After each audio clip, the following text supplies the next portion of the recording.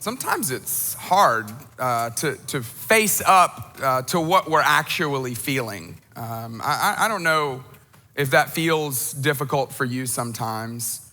Sometimes it's hard to face into, to actually enter into what we're feeling. And so we would just rather say things like, it's fine. How many people in your life, though, do you know? Maybe it was a mom or a dad. Maybe it was an older sister or maybe a younger brother. Maybe it's a really good friend who's maybe still in your life or maybe was once in your life. Maybe if you could encourage them, maybe if you had a wish for them, your wish would be, no, I wish that you wouldn't just use that phrase, it's fine. I wish that you would actually enter into it and maybe even deal with it. Maybe face up to it, maybe face into it. Why? Because it will create a better you. It'll help you get to a healthier place in life. Running from it actually sometimes is the worst thing we can do, but we're all tempted to do that at different points in our lives, and that's really what this series is all about. I want to talk about in this series, I want to talk about this word hygiene for a little bit. You know what hygiene is, of course. What do you think of when you think of hygiene? Maybe you think of showering, brushing your teeth, wearing some antiperspirant. I don't know. I mean, it's the practices that we keep on a daily basis to keep ourselves healthy, right? And this is just a small basket to represent the hygiene industry in our world. It's huge. Not the basket. This basket's actually quite small. Some of you are like, yeah, I couldn't fit what I use on a daily basis in that basket. If you were to just think about all the products that you use, whether it's Olay Fresh Outlast Purifying Birch Water and Lavender shampoo, that is, yes. Thanks, Olay, for paying for that sponsorship, that product placement, charging big dollars for that here. This is some Living Proof forming paste, some perfume. We've got some Crest, that's really helpful, right? I mean, there's so much in here. I could go through and we could talk about each one of these products and I could tell you how little I know about every one of them. Or we could just summarize this by saying, we spend a lot of time, a lot of attention, a lot of energy, and a lot of money on our physical hygiene, don't we? This is not a male thing or a female thing. No, the hygiene industry is booming. In fact, when we started to pay more attention to our hygiene over the last couple hundreds of years, great things have happened.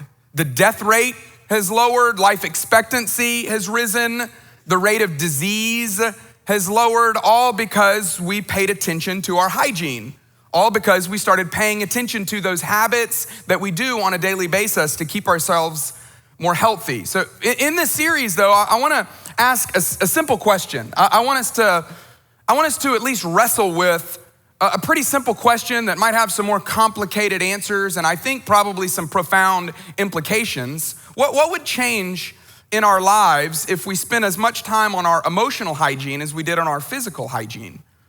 What would change in our lives if we spent as much time thinking about those emotional habits that we have, those emotional practices that we have, not just our physical habits, our physical hygiene? What would happen if we got all up in our feelings? You know what I'm talking about? Kiki, do you love me? That's the question, you know? What if we got up in those feelings and asked some of those more serious questions, some of those more profound observations about what it is that we're really feeling? Because most of us, the route that we would prefer to take is we'd rather just kick the can down the road, right? I mean, if we were to lift up that rock and look underneath it, we'd go, oh my goodness, I don't like what's under there. I don't like what's in there. Some of you might even say, no. The people in my life are better off that I just avoid my emotion. The people in my life are better off that I just stuff my emotion, that I just deny or that I just fail to admit to what I'm really dealing with. But we all know though, the longer you wait, the worse it actually gets, right? I mean, the later we choose to deal with our stuff, the greater the consequences of it. The longer we let it exist, the worse it usually gets. Later problems actually become greater problems. This is what my dentist keeps telling me. I never got my wisdom teeth taken out. I don't know if you did. And when you ask people their experience getting their wisdom teeth taken out, there's a wide array of answers, right? Some people are like, oh, not that big of a deal at all. You know, did it over March Madness, or I wanted to binge a couple shows over the weekend, and so I just did it on Friday, took care of it in a couple days, I was fine by Monday. Other people are like, worst week of my life, worst month of my life, worst year of my life. It was horrible, right? So all that to say, I've been scared by the idea of it, and so I've got my wisdom teeth in my mouth. And every time I go to the dentist, my dentist keeps telling me, hey, you probably should get those out at some point. And then I usually say, well, you probably should stop saying that, because I'm not going to, you know? And then the dentist is all like, well, it's gonna cause you trouble. And I'm like, well, it's not, it hasn't, I'm fine, you know? And what the dentist knows is the same thing that we all know in the emotional world, that, hey, eventually it will cause you problems, and the longer you wait, the worse they're going to be. The longer you allow it to be there undealt with, the worse, unfortunately, it's going to be to actually deal with it. How do we know this? Because we all know people. We all have family members. We all have friends who never dealt with their emotional hygiene. They never established patterns and habits in life. And there's loads of different reasons why. But so much of it is because we just don't like the way that might feel, right? To have to deal with our feelings, to get into our feelings. I saw this bumper sticker recently that made me laugh out loud. Maybe you have this on your car. I don't know if this is you. I thought this was really funny. There are two things in life that I don't like: change and the way things are, which I thought was very funny. I mean, when I saw it, I thought that is so true, you know? That we don't like for things to change, but then none of us are content with the way things are, which demands change. But we don't like that because we don't like the way it's gonna feel, and we don't like what it's gonna require of us, and we don't like what it's gonna demand from us. And so we just allow things to persist. We just allow things to just continue at status quo, and then we just say things like, oh, well, it's fine. Here's my assumption though, and I don't think this is a big assumption, but I've got to, as I'm standing here talking with you about this, that I have to assume a few things about you. I assume that the fact that you're here, or at Lake Oconee, or in Naples, or Southside, or wherever you are, the fact that you're here, the fact that you're watching or listening right now, tells me that you at least have a desire to change. You at least have something in you that says, I want more out of life. I'm not just okay with where everything is right now, which I admire that about you. I feel the same way about myself. Yeah, I feel like I'm not where I once was, but I'm not where I wanna be. That yes, there is a gap between the person I wanna be and the person that I am right now. And I would like to close that gap. I would imagine you wanna close that gap. I'm assuming that's why you're listening, that's why you're watching, that's why you're here. But why wouldn't you want a better version of yourself? Do you know people in your life that don't want a better version of themselves? Yeah, and they're hard to be around. They're hard to deal with because you think, well, how could you not? Some of you actually, when you think about your emotions or your feelings of that broken relationship, that difficult season of life, that thing that happened when you were a kid, you don't wanna have to deal with it because you feel like, well, I have a right to feel the way I feel. I have a right to be as angry as I am. And the truth is, for you today, you do have a right to feel that way. But it might not help you to stay that way though, right? I mean, you have every right to feel however you want to feel. Some of you were like, nobody should tell me how I should feel. And maybe you're right. Maybe they shouldn't tell you how you should feel. You might have a right to feel that way, but it might not help you to stay that way. And that's what I hope that we'll have the courage to deal with in this series, because we end up talking ourselves out of it. We end up talking ourselves out of feelings, the things that we know we feel. We say things like, of course, it's fine. That's what the series is called. We say, it's fine, which basically just means I don't want to have to deal with it. Or we say things like, it's just not that big of a deal. I mean, so what if I have some hurt from my childhood? So what if I have some pain from my parents' divorce, or from my divorce, or from the business that failed, or from the club that I went out for in college that I didn't get into? Yeah, right, it's not that big of a deal. It's fine. And we just cover it up. Or we say things like, well, it's not my fault. I didn't do this. Somebody did this to me. But we all know, yeah, but you're the one carrying the emotion of it. You're the one carrying the feelings of it. And it might not be your fault, but it is your responsibility, and it's my responsibility, right?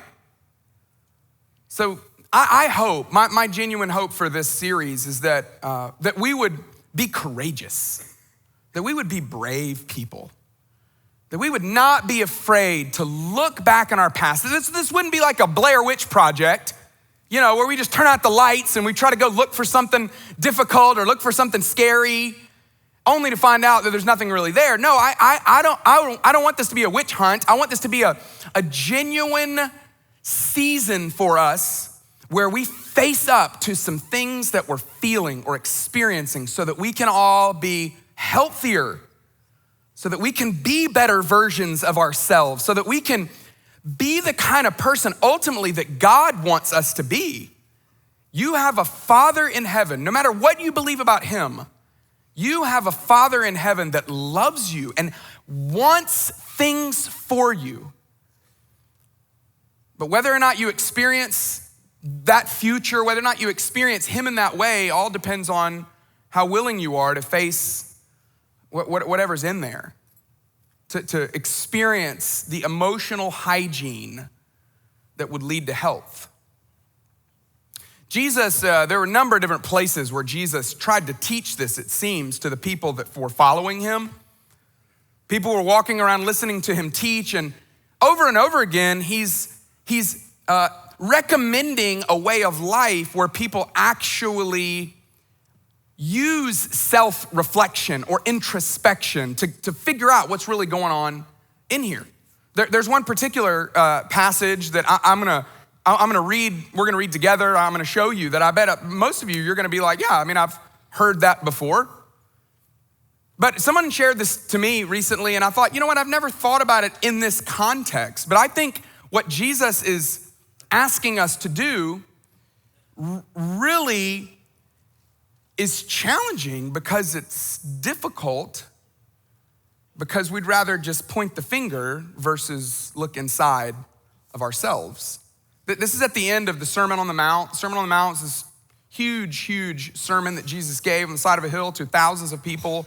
It's one of the most profound pieces of literature that has ever existed. We're gonna look at the version that Matthew, the follower of Jesus, gave us. This is in Matthew 7, verse 3. Jesus said, hey, question for you. Why do you look at the speck of sawdust in your brother's eye, but you pay no attention to the plank in your own eye? How common is this, right? And unfortunately, social media has just made this even easier, because now everyone feels like that not only do they have the opportunity to have a voice in this world, but they are entitled to a voice in this world, right? And so unfortunately, we use these methods, these mediums, as a way to call out the speck in other people's eye. But Jesus said, hey, well, I would love to encourage you. Before you call out the other speck, why don't you turn around and look inside at your own plank? Don't just look for the little piece of sawdust, but look at actual 2x4 that's in your own eye. He continues, next verse, he says, how can you say to your brother, let me take the speck out of your eye when all the time there's a plank in your own eye? This is really helpful, especially this is helpful to anyone that's in a position that requires you to care for others.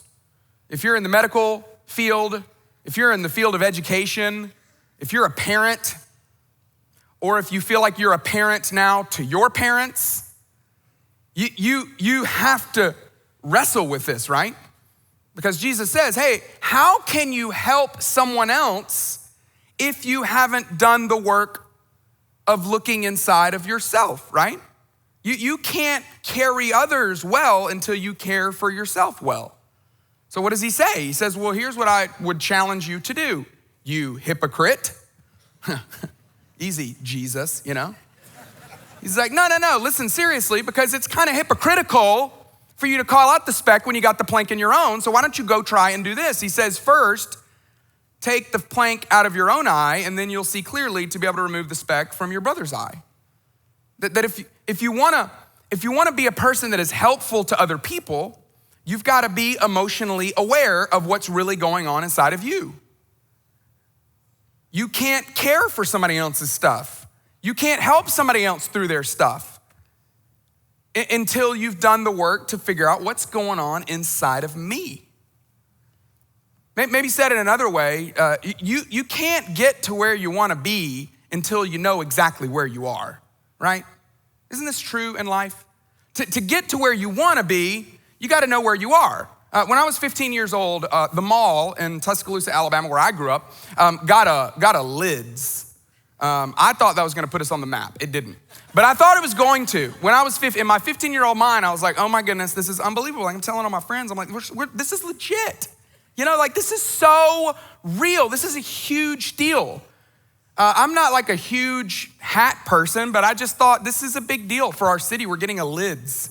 And I remember that experience. Have you been to a mall lately? It's been a minute for some of you since you've been to a mall. But do you remember when you walked into a mall and you needed to find a store? Where was the place that you went first? To the directory. Yeah. And you find that big, kiosk that sits right in the middle there, across from the, Annie's cinnamon pretzel place that just, oh my goodness. I feel like that's what heaven's gonna smell like, just a mix between bread and sugar and cinnamon. It's lovely. You find that big directory, and then you scroll down, you find it, you're like, lids, okay, A7. Then you go look on the map, and you find A7 on the map. You're like, A7, okay, I know where it is now. It gives you that, especially, some of the malls that are like multi-level, it's really tricky, but you figure it out. To be able to get there though, what other information do you need? You gotta find that star, right?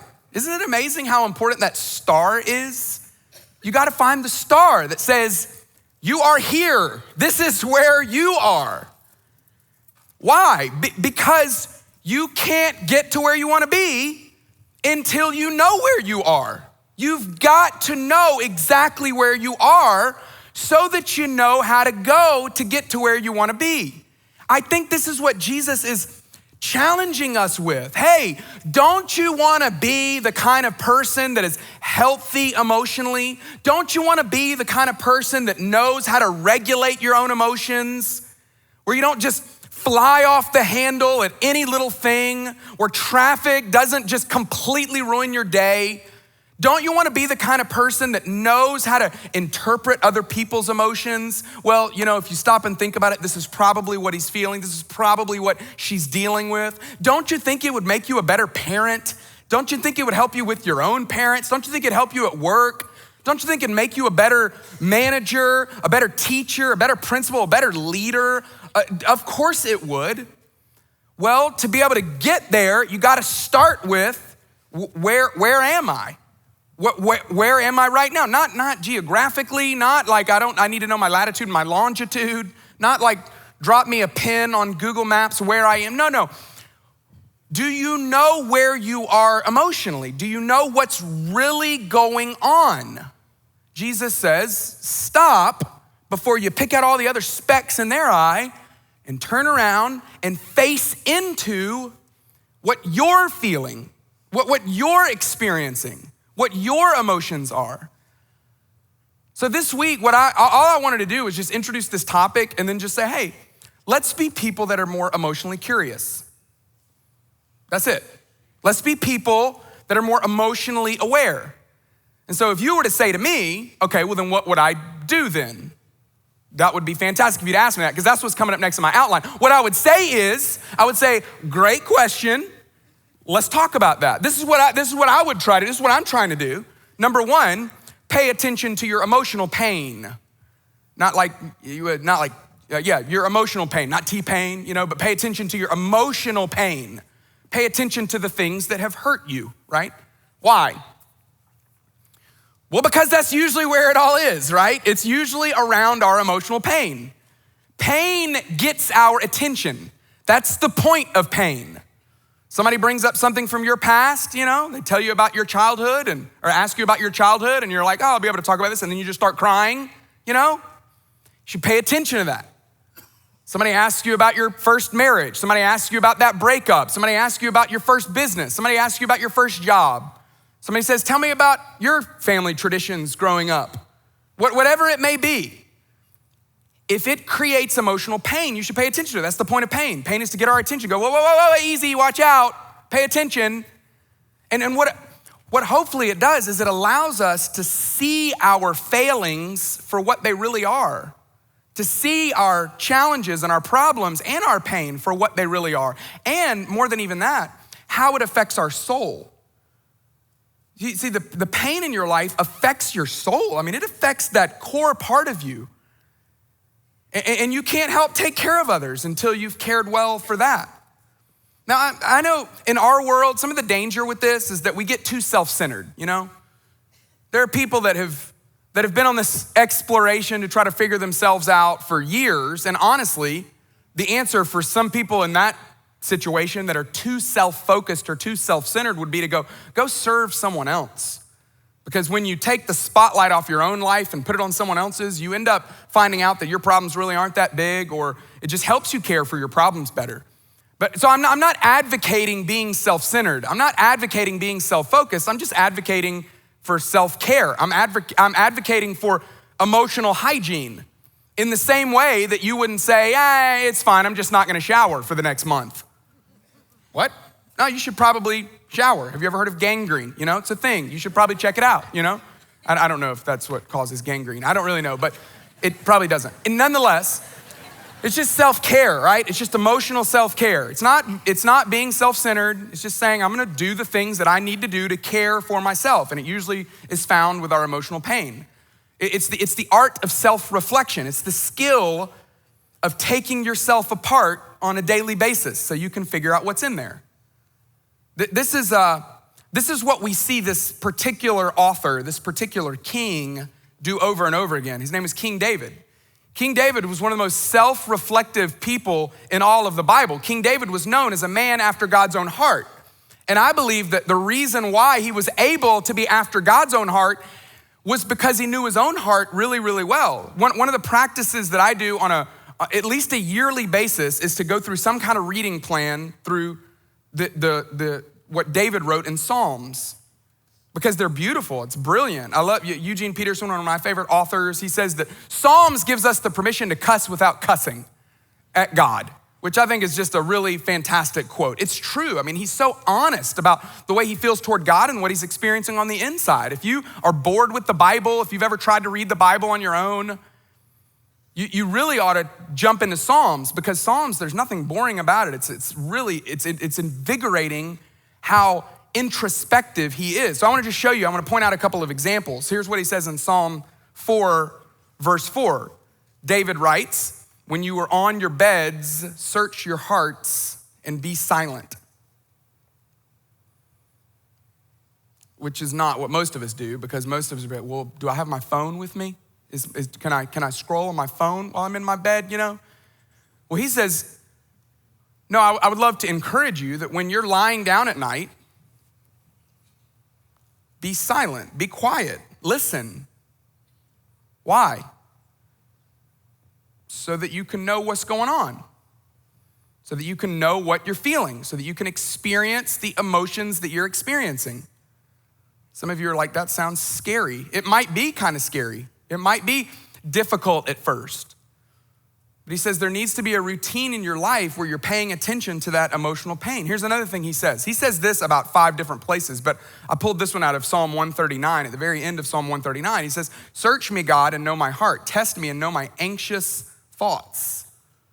Search me, test me. God, even take the thoughts that give me anxiety and search in there.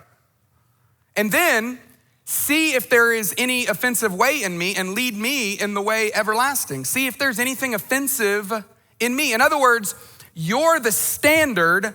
This is my life. Would you evaluate, investigate, help me to be reflective, and help me to compare it to what you would have for me?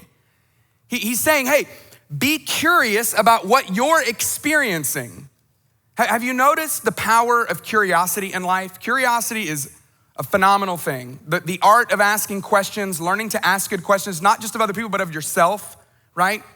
Why is curiosity so helpful? Because it breeds humility. It helps us find a place that's humble.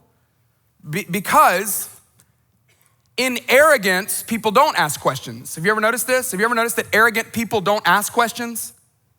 Why don't arrogant people ask questions? Because they already know everything. They don't have anything to ask, right? And people that are arrogant about themselves, they don't ask any questions of themselves. They don't ask, why am I feeling that way? What is actually going on in there? What am I experiencing and why is it there? It's the art of being ruthlessly curious with what you're really experiencing. David did it all of the time. And then after you pay attention to the emotional pain, what if you then, number 2, decided, okay, I'm going to recognize a wide array of emotions. I'm going to recognize that we are emotional beings. We are created to feel things, and it's not just happiness, sadness, and anger. No, there's way more than that, right? Now, let me just say this. To the men, fellas, guys, gentlemen, this is so important for us because we've been told things our whole lives that aren't actually true. We've been told things like, well, feelings aren't masculine. Maybe some of you cried about something when you were a kid and somebody said to you, oh, come on, real men don't cry. Dry it up. Or maybe your whole life you've been told, hey, you need to man up. The way you actually should deal with your emotions is to just overcome them. Just man up and overcome your emotions. Quit acting like a girl, maybe someone has told you in your past. How's it going with that? How's that working out? See, I actually think one of the weakest things to do is just to man up. No, one of the most powerful things to do, one of the most courageous things to do is to go, no, I'm gonna actually feel what I'm experiencing. I'm actually going to face into my emotions so that I can be a better husband, a better dad, a better coach, a better teacher, a better leader, or maybe a better follower of Jesus. But just manning up, disregarding them, deciding that it's fine, it doesn't actually work. No, there's a wide array of things that we all feel, and paying attention to that, learning to expand our vocabulary is actually really helpful. One of the things I use, sounds elementary, but I use a feeling wheel. I keep this wheel, this image, around my desk at all times because I'm not great at feeling things. It looks something like this. You probably can't read all those words, so we zoomed in for you. Holler at your graphics team. Yeah, so you see things like, oh, I'm stressed, I'm bored, I'm scared, I'm proud, I feel accepted, I feel lonely, I feel hurt, I feel repelled, I feel criticized, I feel bitter, I feel humiliated. Learning to expand your vocabulary is actually a profound exercise that could change things for you. I've got a friend who actually was struggling with what he was feeling. And so he actually, this sounds crazy, but you know how quarterbacks wear those like sweat bands and then they open it up, they got the plays, you'll see him in the huddle doing like this. And he actually had a list of feelings that he put on a sweatband and carried it around with him. Now, I'm not saying I would recommend that because that might look kind of weird, but you could at least ask the question, why does that make me feel like I would be weird? Why does that make me feel judged that I couldn't do that? But it might actually be helpful to keep it with you, to keep it around you. And then once you pay attention to the emotional pain, once you actually enter in and realize that there's a wide array of words that we could use to explain what we're actually feeling, then you make a determination for the emotion. This is what we're gonna talk about over the next couple of weeks, is what are the habits that we need to have to make a determination for it? Because chances are, if you were to pay attention and go, okay, why am I feeling what I'm feeling? It might be because you're hurt and you should pay attention to that. Or it might be because you're hungry and you should get something to eat, right? It might be because you're really frustrated about something, or it might just be that you're exhausted and you just need to take a nap. But once you figure out what they're saying, you can actually make a determination for them. Emotions, I've heard it said, are like messengers. Emotions are like messengers. They're trying to tell us things. But the question is, will we be willing to stop and listen to what I'm feeling and why I'm feeling it? What am I feeling? And why am I feeling it? What am I experiencing? And what should I do with it? My hope for today was just that you would be more open, you'd be more aware, so that we could all eventually, maybe even over the next couple of weeks, experience more emotional hygiene. This is what emotional hygiene might look like for you and for me, is just number one, to recognize what we're feeling, to recognize what I'm feeling. Would you be willing to just stop and go, I'm just gonna recognize it. I'm just gonna be aware of it. I'm just gonna be curious about it. And then maybe over the next couple of weeks, we can figure out, well, how do we know what to do with it? How do we know what to do with what we're feeling? I know this seems elementary, but I just know that for me, one of the things that stands between me and my wife too often is that I don't enter into what I'm feeling or what she's feeling. I don't want my kids to get to be an adult and say, my dad never really knew my heart. Yeah, he knew my schedule, but he didn't really know my heart.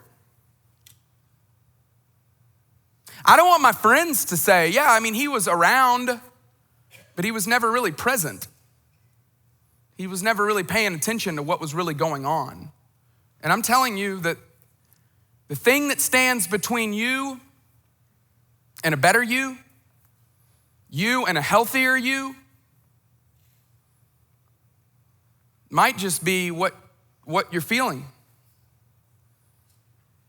Might just be your emotions. So here's what I would love to do. Just because we have the time and because you're here and you're watching, and why wouldn't we? I would love to spend a couple of minutes asking our Father in heaven to help us with this. It seems elementary, but too often we start digging into ourselves and we forget to say, and Father, I know that you love me and you want this for me, but it takes some humility to say, God, we need help. Here's the beauty of our Heavenly Father is he says, I am not going to leave you to go do that.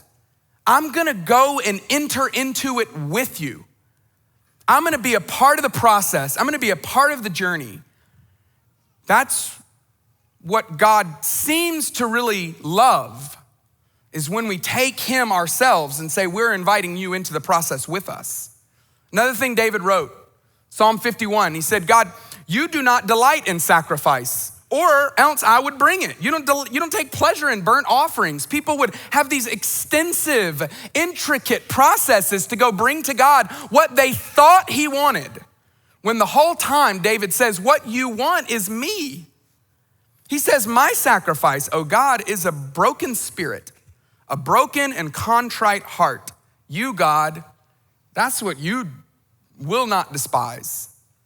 Maybe the greatest thing that God wants for you is just you to go, God, I want to figure this out. I don't want this to cause problems with other people in my life, and I'm inviting you into the process. So we're going to sing a song together. You're welcome to respond to it however you want. The song is called Gracefully Broken. And it's basically just an invitation. It's an invitation that we offer to God to say, God, we know that there's stuff that, just like that egg that fell off the wall and we tried to put it together and we weren't quite sure how to, and so we just pushed it to the side and it's broken. And we're inviting you to step into the process with us and help us put it back together so that we can be more whole, so that we can be more healthy, so that we can know you more, so that we can follow you in a closer way. So I would love to invite you just as a practice to try this out, to experience him, to invite him into your emotions, to invite him into your feelings, and then we'll see what happens as a result of it.